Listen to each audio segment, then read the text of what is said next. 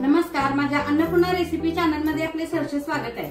आज मी तुम्हाला नवरात्र चालू आहे त्यामुळे आता उपवासाचं काहीतरी पदार्थ खायला लागतात। सारखं ते खिचडी वगैरे खाऊन पित्त होतं, कोणाला आवडत नाही, पण ते उपवासाचे आता आप्पे करून दाखवणार आहे मी।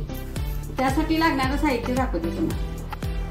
हे आता शाबू आणि भगर आहे, म्हणजे वरीचं तांदूळ ते मिक्स असं दळून आणलंय सगळं, राजगिरा पीठ ते सगळे, आणि ही भगर आणि शाबूचं पीठ आहे। आणि हे जिरं, मिरच्या 2-4 घेतल्यात, परत कोथिंबीर, मीठ, तेल, खायचा सोडा आणि गरम पाणी करून घेतलेलं आहे। कसं करायचं ते मी आता तुम्हाला दाखवते। आता हे आप्याचा तवा तापत ठेवते, तोपर्यंत तापू दे। आता आपण ह्यात गरम पाणी घालून घेऊया। गरम पाणी घातलं की ते पीठ लगेच भिजते, अंदाजाने घालायचं। त्यात हे पीठ ओतायचं,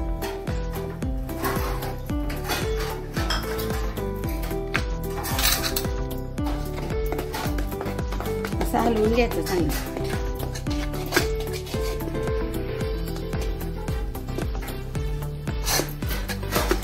त्यात खायचा सोडा पण चिमटभर घालायचा, जास्त घालायचं नाही, चिमटभर घालायचं, आणि थोडं मीठ पण घालून द्यायचं आवडीनुसार आपलं।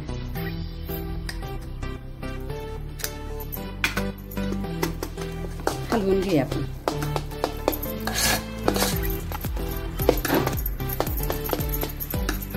आपण आता त्यात मिरचीचा तडका देऊ।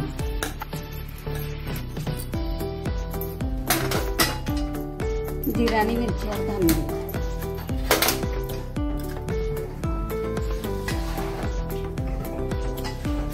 थोडं त्यात घालून घ्या। हे काढलेलं आहे, आता यात मिरच्या घालूया, मिरच्या आणि जिरं घालून घ्या। आपण यात तडका द्यायचा। आता मिरच्या थोड्या घालूया, म्हणजे तिखट आहेत मिरच्या जरा।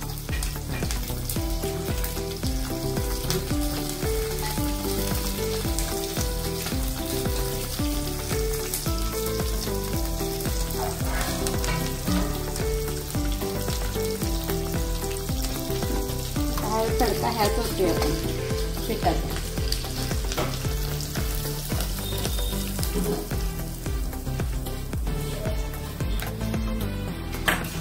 आपण हलवून घेऊ।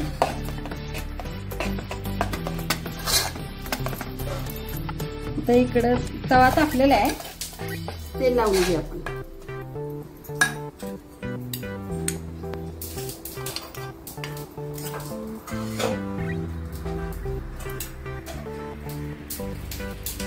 तेल लावून घ्यायचं, तवा कडक टाकलेला।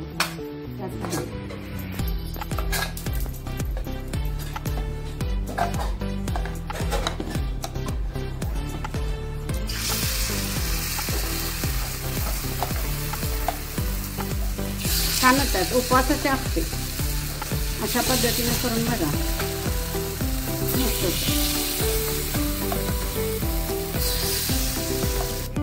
आता हे तव्याला तेल लावून घेतलेलं मी, त्यात आता आप्पे घातले, तर हे 5 मिनिटं झाकून द्या, चांगले फुलतात।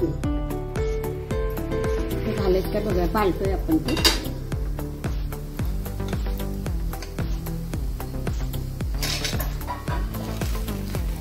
छान झाले,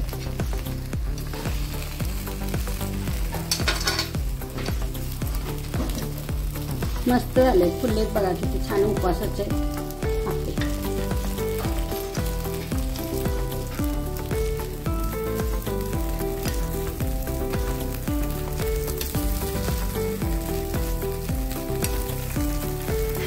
इथे मस्त झालेले आहेत बघा, अशा पद्धतीने करायचं। आणि आता मी याच्यात थोडी कोथिंबीर पण घालून घेणार आहे, दुसऱ्या पिठात कोथिंबीर घातल्यामुळे छान दिसते, टेस्ट येते।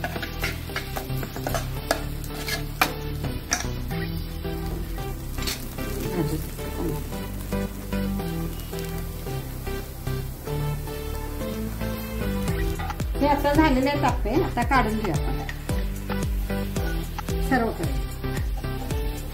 झालेले उपवासाचे आप्पे अशा पद्धतीने करून बघा.